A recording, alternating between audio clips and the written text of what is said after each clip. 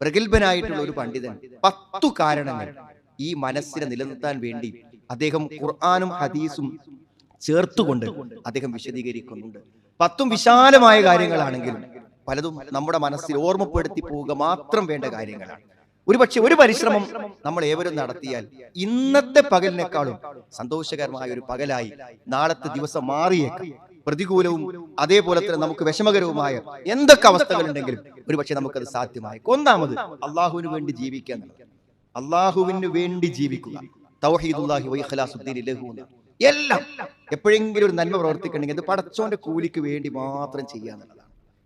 മഹാനായ ഒരു പണ്ഡിതൻ പറഞ്ഞു, നീ നല്ല നിസ്കാരവും നോമ്പും നല്ല പ്രവർത്തനങ്ങളും ഒക്കെ ചെയ്യുമ്പോൾ ആൾക്കാർ പറയാണ്, നീ നല്ല പ്രവർത്തനങ്ങൾ ചെയ്യുന്നുണ്ടല്ലോ, നീ നല്ലൊരു മനുഷ്യനാണല്ലോ എന്ന് നിന്നോട് പറഞ്ഞാൽ പിന്നെ നീ അവർക്ക് വേണ്ടിയായിരിക്കും നീ പ്രവർത്തിക്കുന്നുണ്ടായിരിക്കാം. അപ്പോൾ നീ ആരാധിക്കുന്നത് അവരെയാണ്. അപ്പൊ നീ ആരാധിക്കുന്നതന്നെയല്ലേ. പള്ളിക്ക് ഇങ്ങനെ പോകുന്ന ഒരാൾ പറഞ്ഞു, ഇപ്പം പള്ളിയിലൊക്കെ പോകണം, നല്ലൊരു ആളാണല്ലോ എന്ന് പറയുന്നതോടുകൂടെ അയാൾ മനസ്സ് മാറിയതാണ്. അയാൾ അതുവരെ പള്ളിക്ക് പോയത് അള്ളാഹിന്റെ പ്രതിഫലം കിട്ടാനും 27 കിട്ടാനും ഒക്കെയാണ്. പിന്നെ ആ ഒരു സംസാരം, ആ ഒരു അഭിപ്രായം എന്നിൽ നിന്ന് എടുത്തു പോകരുത്. ഇതിനെ പറ്റി എപ്പോഴും ആ വിചാരം കാത്തു സൂക്ഷിക്കണം. അപ്പോൾ നീ ആരാധിക്കുന്നത് ജനങ്ങളെയാണ്. അത്ര ഗൗരവമാണ്. ജീവിതത്തിൽ എല്ലാ ലക്ഷ്യങ്ങളും അള്ളാഹിന്റെ തൃപ്തിക്ക് വേണ്ടിയൊക്കെ. ഇനിയിപ്പോ ഒരാളെ നമ്മൾ കുറ്റപ്പെടുത്തി, ഇപ്പൊ നമ്മളത് ചിന്തിക്കുക, ഞാൻ എന്തായാലും തെറ്റ് ചെയ്തിട്ടില്ല, ഞാൻ അള്ളാഹുവിന്റെ നിയമത്തിന് എതിര് ചെയ്തിട്ടില്ല, ഞാൻ എന്തിനാ അതിന് ടെൻഷൻ ആവുന്നു? അങ്ങനെ ചിന്തിക്കുള്ളൂ. ഇഖ്ലാസ്, എല്ലാം അള്ളാഹുവിൽ നിന്ന് പ്രതീക്ഷിക്കാം. എന്ത് ബുദ്ധിമുട്ട്, എന്ത് വിഷമം വന്നാലും അത് അള്ളാഹിന്റെ കാര്യത്തിൽ അങ്ങനെ തീരുമാനം ഉണ്ടാവും. കഴിഞ്ഞു. ഒരു തൗഹീദുള്ള ഒരാൾക്ക്, അള്ളാഹുവിന് വേണ്ടി ജീവിക്കുന്ന ഒരാൾക്ക് പിന്നെ അവന്റെ മനസ്സ് അസ്വസ്ഥമാവൂല. അതാണ് ഒന്നാമത്തെ കാരണം, ഏറ്റവും പ്രധാനപ്പെട്ട. വമാ ഖലഖ്തുൽ ജിന്ന വൽ ഇൻസ ഇല്ലാ ലിയഅ്ബുദൂൻ. അള്ളാഹ് അതിനാണ് നമ്മളെ സൃഷ്ടിച്ചിട്ടത്. അള്ളാഹുവിനെ മാത്രം ആരാധിക്കുക, അള്ളാഹുവിലേക്ക് മടങ്ങുക, അള്ളാഹുവിലേക്ക് മാത്രം ലക്ഷ്യമാകുക, അവന്റെ പ്രീതിക്ക് വേണ്ടി മാത്രം ജീവിക്കുക. അവന്റെ മനസ്സിന് ഇൻഷിറാഹ് ഉണ്ടാവുന്നതാണ്. രണ്ടാമത്തെ ഒരു കാര്യം എന്ന് പറഞ്ഞത്, മനസ്സിനൊരു വെളിച്ചിട്ട് തരുന്ന അള്ളാഹു ഒരു വെളിച്ചം തരുന്നതാണ്. ഒരു വെളിച്ചം കെട്ടാൽ എന്താ ഉണ്ടാവുക? ഇരുട്ടുണ്ടാവും. ആർക്കും സംശയം? വെളിച്ചം കെട്ടുപോയാൽ ഇരുട്ടല്ലേ ഉണ്ടാവുള്ളൂ. അപ്പൊ അള്ളാഹു മനസ്സിക്ക് എന്ത് ചെയ്യും? ഒരു വെളിച്ചം ഇട്ട് തരുന്ന. ഈമാനിന്റെ ഒരു വെളിച്ചം ഉണ്ടാവും. വെളിച്ചം എന്ന് പറഞ്ഞാൽ അത് നമ്മളിൽ ഉണ്ടാക്കുന്ന സ്വാധീനം ചെറുതല്ല എന്നുള്ളതാണ്. ഹാഫിദ് ഇബ്നു റജബ് റഹിമഹുല്ലാഹ് പറഞ്ഞു, ഫൽ ഖൽബു അല്ലദീ ദഖലഹു നൂറുൽ ഈമാൻ. വിശ്വാസത്തിന്റെ ഒരു വെളിച്ചം മനസ്സ് കടന്നാൽ മനസ്സങ്ങട് വിശാലമാകുന്നതാണ്, അങ്ങോട്ട് സന്തോഷമാകുന്നതാണ്. അതെപ്പോഴാണ് ആ വെളിച്ചമുണ്ടോന്ന് മനസ്സിലാകുക? വെളിച്ചമുണ്ടോന്ന് മനസ്സിലാകുന്നത് എന്തെങ്കിലും നല്ലത് ചെയ്യുമ്പോൾ അവന് ഭയങ്കരമായ അവന്റെ ഹൃദയത്തിന് ഭയങ്കര സന്തോഷം. എന്തെങ്കിലും ഒരു തെറ്റ്, അങ്ങനത്തെ വെളിച്ചമുള്ള ഒരു മാനസികാവസ്ഥ ഉള്ള ഒരാൾക്ക് ഒരു തെറ്റ് ചെയ്യാൻ കഴിയില്ല. തെറ്റ് ചെയ്താൽ അതുകൊണ്ട് അയാൾ വല്ലാതെ മനപ്രയാസപ്പെട്ടു പോകുന്നതാണ്. ഇങ്ങനത്തെ ഒരു വെളിച്ചം അള്ളാഹു നമുക്ക് നമ്മുടെ മനസ്സിൽ തരുന്നതാണ്. ആ വെളിച്ചം കിട്ടിക്കഴിഞ്ഞാൽ അയാൾക്ക് ഇതിനൊന്നും പേടിക്കാൻ, ഏത് പ്രതികൂല സാഹചര്യങ്ങളും ഏത് വിഷമകരമായ സാഹചര്യങ്ങളിലും അയാൾ നിലനിന്ന് പോകുന്നതാണ്. മൂന്നാമത്തെ പറഞ്ഞ എന്താ നിങ്ങൾ? തഹ്സീലുൽ ഇൽമി നാഫിഅ. നല്ല വിവരങ്ങൾ നമ്മൾ ശേഖരിക്കുക എന്നുള്ളതാണ്. നിങ്ങൾക്കറിയോ, ലോകത്തെ പ്രഗത്ഭമതികളായ പണ്ഡിതന്മാർ എഴുതിയ പല പുസ്തകങ്ങൾക്കും അവർ പേര് കൊടുത്തത് എന്താ അറിയോ? റൗളാണ്, റിയാദ്, തോട്ടം, റിയാദുസ്സാലിഹീൻ. എന്താണ്? സദ്വൃത്തരുടെ പൂങ്കാവനം. അതായത് സത്യത്തിൽ ഇസ്ലാമികമായ അറിവ് എന്ന് പറഞ്ഞാൽ നമ്മളൊരു തോട്ടത്തിൽ ചെന്ന മാതിരിയാണ്. തോട്ടത്തിൽ ചെന്നാൽ നല്ല മനോഹരമായ പുഷ്പങ്ങൾ, നല്ല സുഗന്ധം, നല്ല തെളിഞ്ഞ കാറ്റ്, എന്തൊക്കെ ഉണ്ടാവും. അതേപോലെ ഒരു മനസ്സായിരിക്കും. അറിവ് ഇങ്ങനെ കിട്ടും. ഉപകാരപ്രദമായ അറിവുകൾ ആർജിച്ചുകൊണ്ടിരിക്കുക. ഇന്നെന്ത് പഠിച്ചു, ഇന്നെന്ത് എനിക്ക് കിട്ടി, അങ്ങനെ ഒരു ദിവസത്തേക്ക് ഒരു ഹദീസ്, ഒരു ദിവസത്തേക്ക് ഒരു ആയത്ത്, ഒരു ദിവസത്തേക്ക് ഒരു അറിവ് എന്നൊക്കെ പറഞ്ഞ് സോഷ്യൽ മീഡിയയിൽ വാട്സപ്പിലൊക്കെ വരും. അറിവ് കിട്ടുമ്പോൾ മനസ്സ് ഭയങ്കരമായി സന്തോഷിക്കുമെന്നാണ്. നമ്മൾ വിശക്കുന്ന സമയത്ത് ഭക്ഷണം കഴിക്കുമ്പോൾ, ഒരു ഗ്ലാസ് വെള്ളം കുടിക്കുമ്പോൾ, ഒരു ജ്യൂസ് കുടിക്കുമ്പോൾ നമുക്ക് കിട്ടുന്ന ഒരു ഉന്മേഷമല്ലേ, അതേപോലെ മനസ്സിന് എപ്പോഴും ഉന്മേഷം പകർന്നുകൊണ്ടിരിക്കുന്നതാണ് നല്ല അറിവുകൾ. മൂന്നാമത് തഹ്സീലുൽ ഇൽമി നാഫിഅ, നല്ല അറിവുകൾ.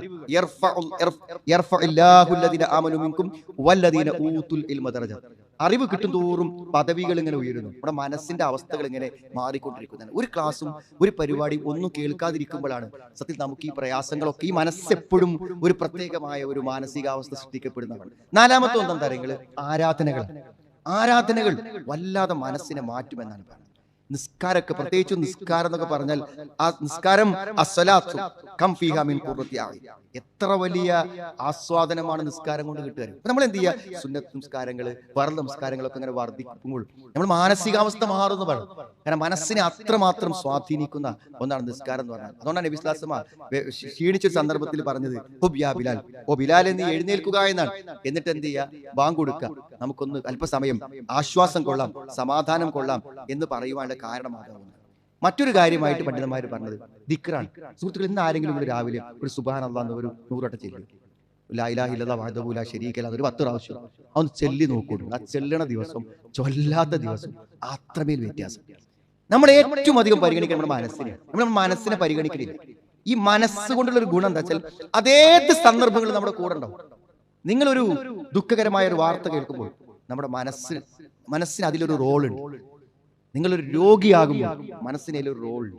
ഒരു സന്തോഷം ഉണ്ടാകുമ്പോൾ മനസ്സിന് അതിലൊരു പങ്കുണ്ട്. ആ പങ്കിനെ വിസ്മരിക്കുക. അതുകൊണ്ട് കെടാതെ കൊണ്ടു നടക്കേണ്ടത് ഈ ഇൻഷിറാഹു സുദായി മനസ്സാണ്. പലപ്പോഴും ഭൗതികമായ പല കാര്യങ്ങൾ ശ്രദ്ധ കേന്ദ്രീകരിക്കുമ്പോൾ നമ്മൾ അത് ശ്രദ്ധിക്കാറ്. ഈ ദിക്റിന്റെ ഓപ്പോസിറ്റ് എന്താ പറയുക? ഗഫ്ലത്താണ്, അശ്രദ്ധയാണ്. അശ്രദ്ധമായ ഒരു ജീവിതം എന്ന് പറഞ്ഞാൽ അതൊരു വല്ലാത്ത അവസ്ഥ. അവർക്ക് ജീവിതത്തിൽ ഒരു സമാധാനം ഉണ്ടാവും. ഒരു കാര്യത്തിലും ശ്രദ്ധിക്കാതെ, ഒരു ലക്ഷ്യമില്ലാതെ, എന്തിനാണ് ജീവിക്കുന്നു എന്നറിയാതെ, എവിടേക്ക് പോകണു എന്നറിയാതെ, എന്താണ് എൻ്റെ ജീവിതത്തിന്റെ ലക്ഷ്യം എന്നറിയാതെ ജീവിക്കുന്ന ആളുകൾക്ക് ഉണ്ടാകുന്ന ഒരു അവസ്ഥ എന്തായിരിക്കും?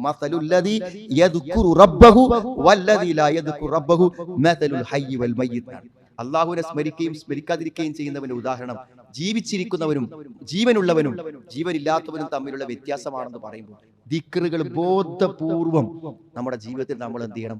കൊണ്ടുവരണം എന്നുള്ളതാണ്. ആറാമത്തെ ഒരു കാര്യമായി പറഞ്ഞ അൽ ഇഹ്സാനു ഇലാ ഇബാദില്ലാഹ്. ഇതൊക്കെ നമുക്ക് വളരെ ലളിതമായി ചെയ്യാൻ പറ്റിയ കാര്യമാണ്. എന്തായാലും ആർക്കെങ്കിലും ഒരു ഉപകാരം ചെയ്ത് കഴിയുമ്പോഴേക്കും നമ്മുടെ മനസ്സിന് വല്ലാത്തൊരു സന്തോഷം കിട്ടും. അപ്പോൾ ഒരു വലിയ വലിയ കാര്യങ്ങളൊക്കെ ഓരോ ദിവസം ചെയ്യുന്ന ആളുകൾക്ക് എത്ര ചാരിതാർത്ഥ്യം. നമ്മളൊക്കെ ഉപകാരം ചെയ്യുന്നു, പക്ഷെ നമുക്ക് കയ്യിനൊക്കെ തരും ഭൗതികമായ ചെറിയ ചില ബെനിഫിറ്റുകൾ മാത്രം. അത് നമുക്കുള്ള നഷ്ടം. അവിടെ നമുക്ക് അതിന്റെ ലാഭം കിട്ടുന്നില്ല. എന്തെങ്കിലും ചെറിയ ഒരു 10 രൂപ ലാഭം, അല്ലെങ്കിൽ ഒരു പ്രശംസയുടെ നല്ല വാക്കോ കിട്ടിയാൽ ആശ്വാസമാണ് ആൾക്കാരാണ്.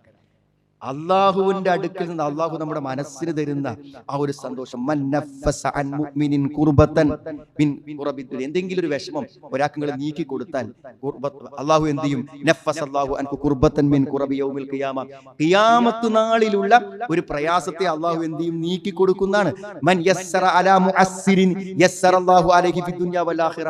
എന്ത് ചെയ്യും? ഒരു പ്രയാസപ്പെടുന്ന ഒരു ആശ്വാസം നൽകിയാൽ ഇഹലോകത്തും പരലോകത്തും അവന് ആശ്വാസം നൽകും. എന്തെങ്കിലും ഒരു ഉപകാരം നമ്മൾ ഈ നടന്നു പോകുമ്പോൾ ഇരിക്കുമ്പോൾ നിങ്ങൾ ചെയ്യുന്ന ജോലിയുടെ രംഗത്ത്, നിങ്ങൾ വീട്ടിലിരിക്കുമ്പോൾ നിങ്ങളുടെ അയൽവാസിക്ക്, നിങ്ങളൊരു യാത്ര ചെയ്യുമ്പോൾ ആ യാത്ര ചെയ്യുന്ന ഒരാൾക്ക് എന്തൊക്കെ നന്മകൾ നമുക്ക് ചെയ്യാൻ പറ്റും.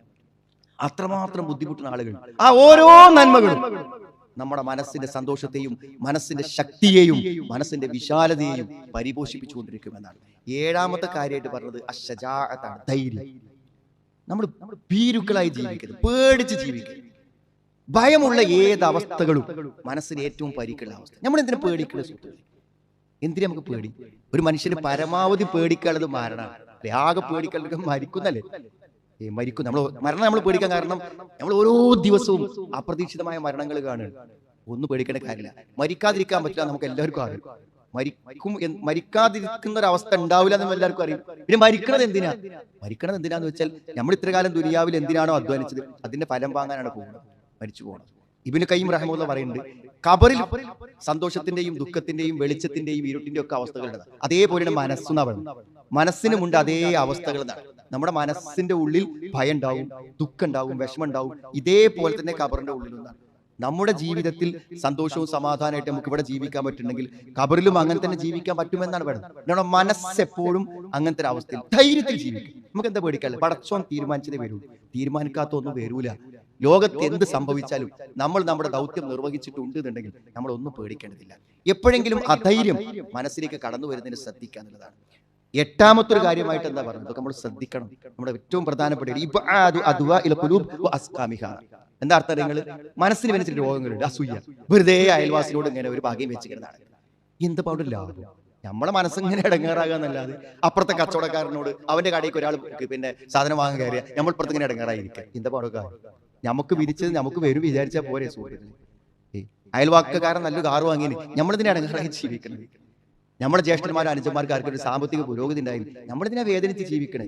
മനസ്സിന്റെ രോഗങ്ങൾ, അസൂയ, പക, വിദ്വേഷം, പോര്, ദേഷ്യം, ഇതിങ്ങനെ കൊണ്ടിടക്കുക. എന്തൊരു സമാധാനം നമുക്ക് ജീവിതത്തിൽ കിട്ടുക? നമുക്ക് എന്താ അതുകൊണ്ട് ഒരു ലാഭമുള്ളത്?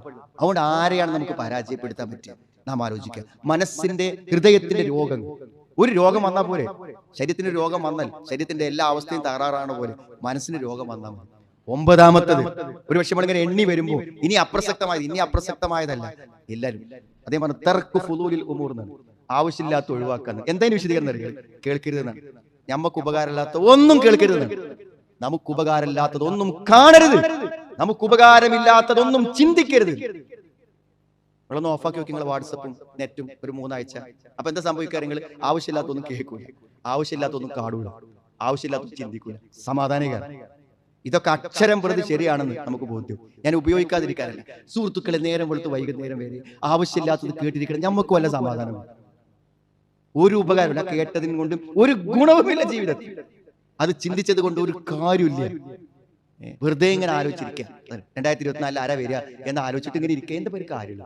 നമ്മളെ സംബന്ധിച്ചിടത്തോളം നമ്മുടെ ദൗത്യം എന്താണോ അത് നിർവഹിച്ച് മുന്നോട്ട് പോകുക എന്നുള്ളതാണ്. അപ്പൊ തറക്കു ഫുദൂലിൽ ഉമൂർ എന്താണ്? ആവശ്യമില്ലാത്ത കാര്യങ്ങൾ ഉപേക്ഷിക്കുക. ആവശ്യമുള്ളത് ചിന്തിച്ചാൽ മതി, ആവശ്യമുള്ളത് കേട്ടാൽ മതി, ആവശ്യമുള്ളത് പിന്നെ നോക്കിയാൽ മതി, കണ്ടാൽ മതി എന്നാണ്. അവസാനത്തെ 10ാമത്തെ എന്താ? ഏറ്റവും അധികം ജീവിത സന്തോഷവും സമാധാനവും അനുഭവിച്ചത് ആരാണെന്ന് ചോദിച്ചാൽ അത് നബി സല്ലല്ലാഹു അലൈഹി വസല്ലമയാണ്. അതുകൊണ്ട് പ്രവാചകന്റെ ജീവിതത്തെ എത്ര കണ്ട് അനുധാവനം ചെയ്യുന്നുവോ അത്ര കണ്ട് ഒരാൾ സന്തോഷവാനാവും. നബി സല്ലല്ലാഹു അലൈഹി വസല്ലമയുടെ സുന്നത്തായിട്ട് എന്തെങ്കിലും എവിടുന്നെങ്കിലും കിട്ടിയാൽ അത് ചെയ്തു നോക്കുക. അങ്ങനെ ചെയ്യുമ്പോൾ എന്ത് ചെയ്യുമെന്നറിയോ? ഓരോ സുന്നത്തുകളും ആ പ്രവാചകന്റെ ജീവിതത്തിലേക്ക് നമ്മൾ അടുപ്പിക്കും. ആ പ്രവാചകൻ സല്ലല്ലാഹു അലൈഹി വസല്ലമ അനുഭവിച്ച ജീവിതത്തിന്റെ ചാരിതാർത്ഥ്യവും സന്തോഷവും നമ്മുടേതായി മാറുമെന്നാണ്. ലളിതമാണ്, നമുക്കെല്ലാവർക്കും പ്രായോഗികമാണ്, നമ്മുടെ എല്ലാവരുടെയും ജീവിതത്തിൽ നമുക്ക് അവസരങ്ങൾ ലഭിക്കുന്നതാണ്. അതുകൊണ്ട് സുഹൃത്തുക്കളെ, അള്ളാഹുവിന് മാത്രം ജീവിതം സമർപ്പിച്ച് അവനോട് മാത്രം പ്രാർത്ഥിച്ച് നല്ല അറിവുകൾ നേടാനുള്ള അവസരങ്ങളെ ഉപയോഗപ്പെടുത്തി ദിക്റുകൾ നമുക്ക് അറിയാവുന്ന ചൊല്ലിപ്പറഞ്ഞ് ഹൃദയത്തിന്റെ രോഗങ്ങളിൽ നിന്ന് മുക്തി നേടി മനസ്സിൽ വെളിച്ചവും പ്രകാശവും നിറച്ച് അനാവശ്യ കാര്യങ്ങളെ നിരാകരിച്ച് ഒരു നല്ല മനസ്സിനെ സൃഷ്ടിക്കുമ്പോൾ ജീവിതത്തിന്റെ വീട്ടിലാവുമ്പോഴും നമ്മുടെ കുടുംബത്തിലാകുമ്പോഴും ഒറ്റയ്ക്ക് ഇരിക്കുമ്പോഴും ഒരു പ്രതികൂലത നമ്മളിലേക്ക് വരുമ്പോഴും മരണത്തിന്റെ കിടക്കയിലാകുമ്പോൾ പോലും മനസ്സ് നമുക്ക് പിന്തുണ തന്ന് വെളിച്ചം തന്ന് ധൈര്യം തന്ന് കൂടെ ഉണ്ടാകും. അങ്ങനത്തെ വിശാലതയുള്ള ഒരു ഹൃദയത്തെ, സന്തോഷമുള്ള ഒരു മാനസികാവസ്ഥയെ അള്ളാഹു നമുക്ക് എല്ലാവർക്കും പ്രദാനം ചെയ്യുമാറാവും.